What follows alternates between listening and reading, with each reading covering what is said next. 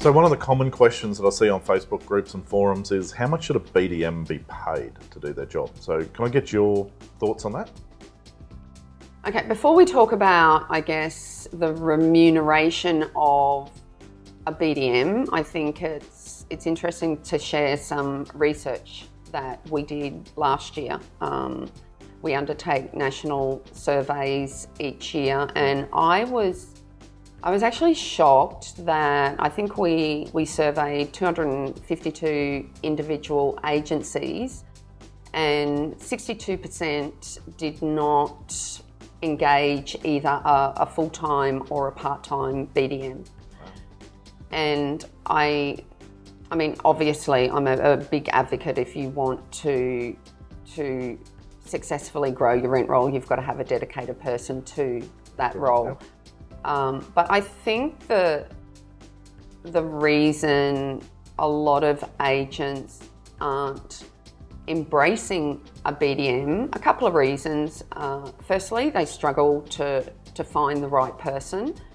Then they're unsure of the activities or the strategies that they should engage in, like to have a strategic plan of what they need to do.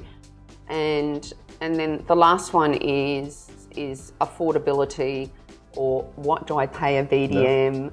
Should I have them on a commission or incentive?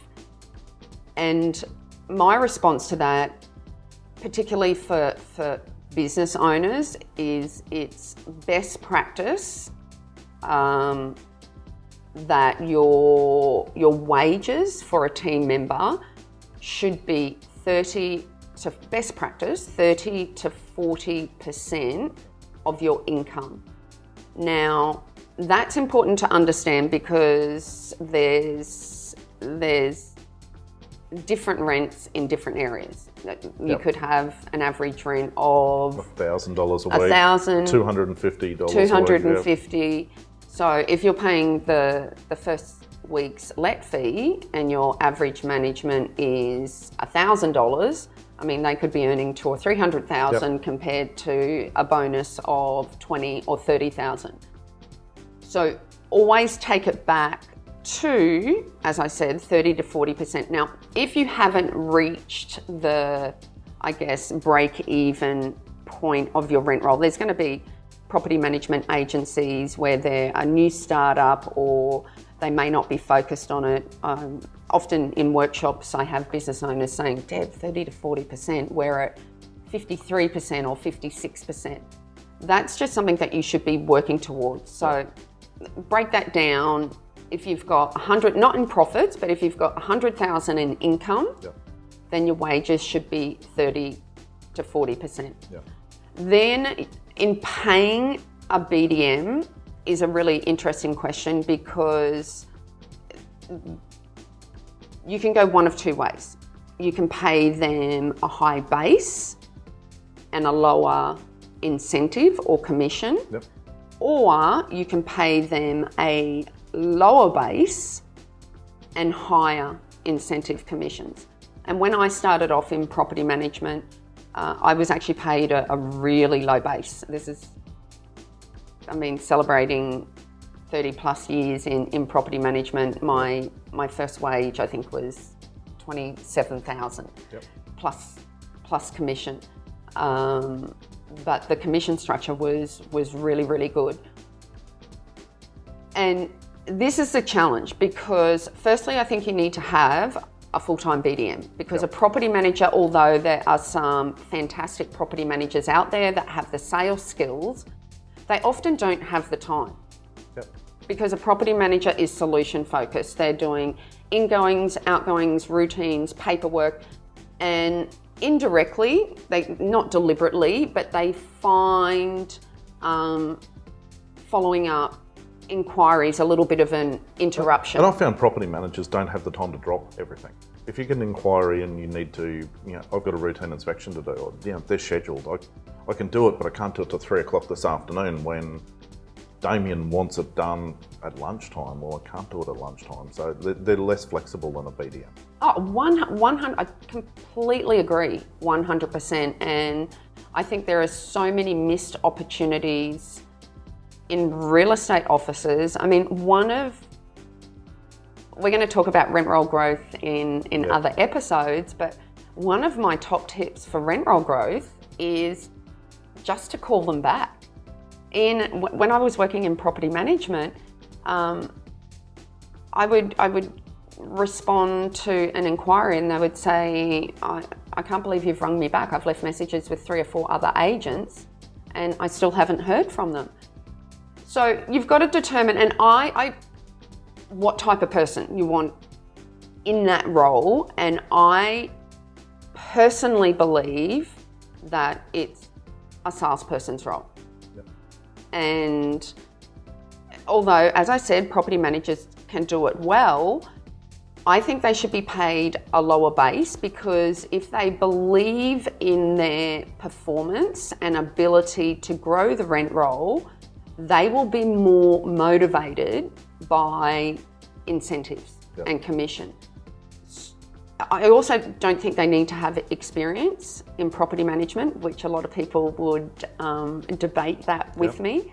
Because ultimately you are just there to sell the services, and someone can be trained on that. I mean, you join a couple of my coaching sessions and you'll be able to sell your services, know your USP, know your scripts and dialogues, let them know that, look, I'm the BDM for the organisation. I'm also the client service manager, but I'm not the experienced property manager. We've got Paul who will look after it, and he knows how to do rent arrears and do the vacates. And I think a BDM can take on a dual role as well, that if we do get it wrong, and you're ever not happy with Paul, then you can give me a call. Because a lot of agencies are also concerned that, okay, well, if we've got a BDM, then they're just going to want to communicate with the BDM through the entire relationship. But it just comes down to educating the landlord. So what you pay a BDM, I know I'm kind of avoiding the question. The base is completely up to you. I would sit down and work out what your double AMI is. Do you know what double AMI is? I've forgotten from yesterday. Double AMI? I've forgotten. Well, AMI insurance, you could give me. Okay, let's see. A. No, that was another one we did. No. Double AM, or did we do double AMI? Yeah, you did. Yes, okay, so A. Always.